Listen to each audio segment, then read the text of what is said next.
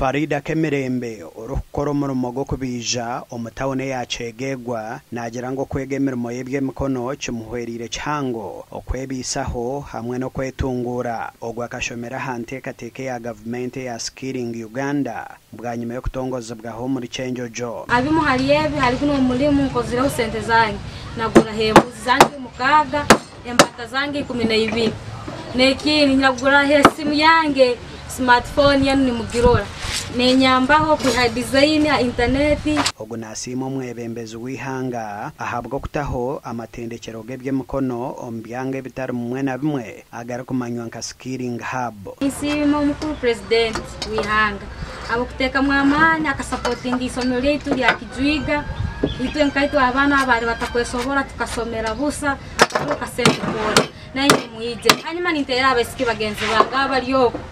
ni saba muija bali mabara bali mahoteli muije tuskole nko muringo gumwe go kwenegeza entekatekeji eminyetero kwegitero mu kitongore echa Passion Girl Child Foundation bakwatanise na iyawe Uganda na Defora nabo batongwize entekateka yo kushomesa eminyeto chi na munonga bishiki abazireho bakira bato nabo ngo babase kugira kibaye korra so twasazeo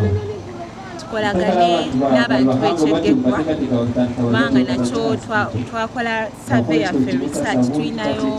ba young mothers n'abaana bangi abatali mu masomero abaana ba buwala nekyongezezza nnyo rates za okufuna embuto nga bakyali bato twe aba Passion Girl Child Foundation targetinga abaana babisi omwana kuba owazaalwa izoba nobu yakwa yaswire kozi n'abana bazomaka amakaga barakuba successful kubafuna enda bataka bataswirwe so tugeza kuyamba aba bana babisi abantu bija kubana bashomesebwa emirimo y'emikono etarige emwe nemwe ahabwa busha kandi bongire babaha n'ibijwaro tuzakuba Skilling aba youth aba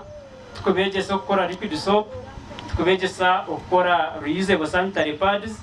tuburyo umwe munabasa kugura pad eitukugura enkomisha n'abana kabandi n'abana kabozo kandi bambetaga obuyambi bobozo bakubambetaga nkabo ninga umwe betaga no bokusingaho umunjerejo abarukuza kubangurwa nibagira ngo entekatekeje neza kubahwera cyango okutunga emirimo gasha kwa Philip Murangira